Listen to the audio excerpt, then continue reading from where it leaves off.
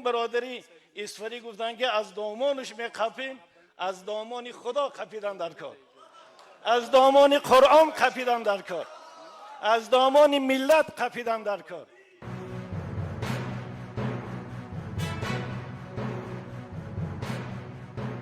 یک حزب سیاسی اسلامی باید نمونه باشد از حزب‌های دیگری که در این زمان ما شاهدش هستیم که رهبری عوض نشونده دارند و به اون رهبر همشون در چاه میافتند و حتی نان خایدگیشون رو فرو برده نمیتوانند.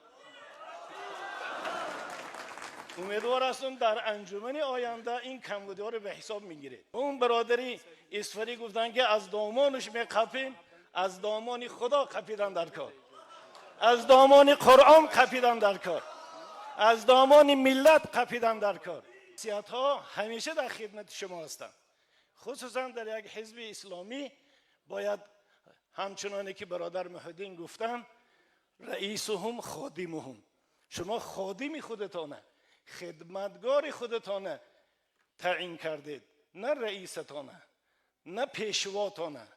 این کلمه ها باید در لکسیکون یک حزب و حرکت اسلامی اصلا باید استفاده نشود.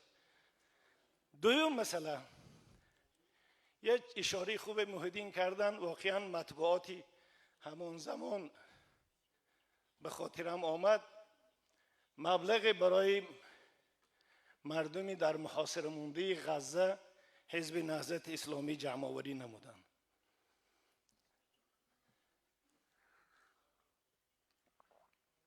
در هفته‌نامه‌های مستقل ما خواندیم که با طور بسیار هم مسخره آمیز، استهزاء آمیز می گفتند که اگر پول زیادی داشته باشد نهضت به کمبغلای تاجیکستان دهد، فلان جای تاجیکستان خرابزار است آباد کند. البته جناب محمدین صحبت خوب کردن، جواب خوبی دادن با اون مثالی که از واقعه حضرت ابراهیم علیه السلام. لکن من به شما دیگر مثال میارم.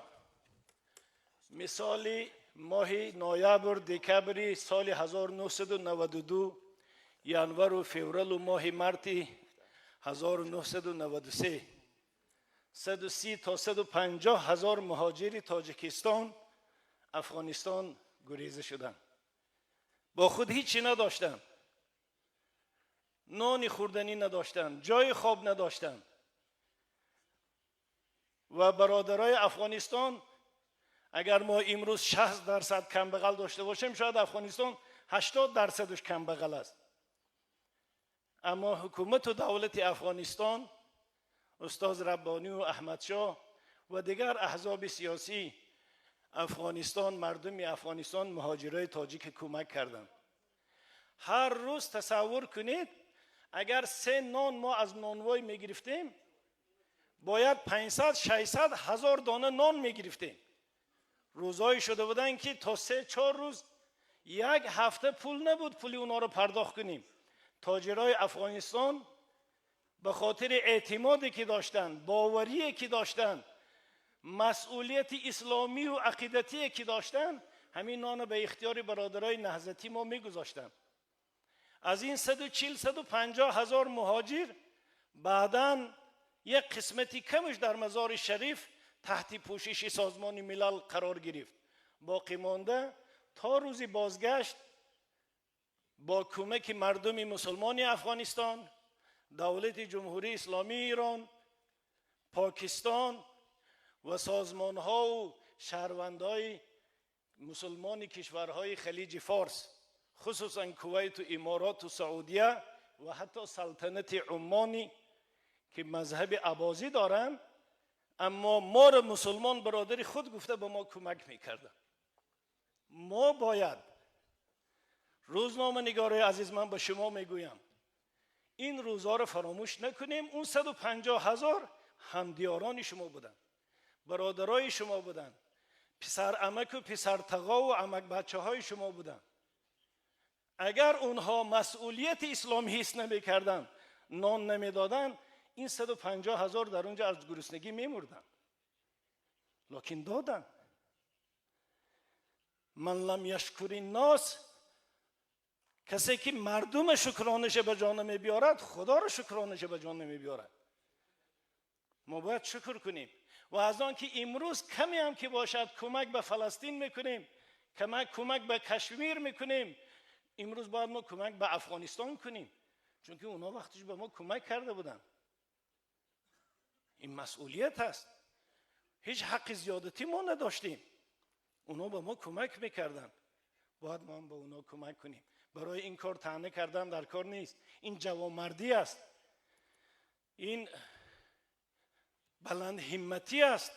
ما اجدادامون با این افتخار میکنیم، باید خودمونم کی دهنده میشویم، تا کی طلبندگی میکنیم؟ پسیخولوژی طلبندگی بده میبخشد از بالا تا پایین سرایت کرده است. زیاییمون هم از اکادمیکمون تا مکتب میانه، همین کودکا دیگه عادت کردن هر کسی را که ببینن خیلی دورشان که باشد یا سامونیت میگوید، چون که معلمه هاشون هر هفته طلبشو میکنن پول بیارید. یکی با نام گرانت میطلبیم، یکی با نام قرض میگیریم، میدونیم مشکل نمیتیم لکن قرض میگیریم. خلاصه دهنده شدن در کار، برای این صافدلانه مهنت کردن در کار و راه های آباد کردن کشور یافتن در کار. من خیلی عذر میخواهم برای این سخنایی که گفتم، هر دوشم کمک آهنگ نصیحت داشت. من خردترین شما هستم، حق نصیحت کردن ندارم، لکن دلم میسوزد. من میخواهم که واقعا یک ملتی نمونه باشیم، من میخواهم که ملت سربلند باشیم. خدا انسان آزاد آفریده است. انسان از حیوان با آزادیش فرق میکند، با آزاد اندیشیش فرق میکند.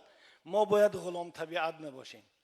به همه شما برای کار، به همه شما موفقیت، به همه شما سربلندی، به همه شما آزاد اندیشی، به همه شما خوشی های زندگی دنیا و آخرت تمنا دارم. سلامت باشید.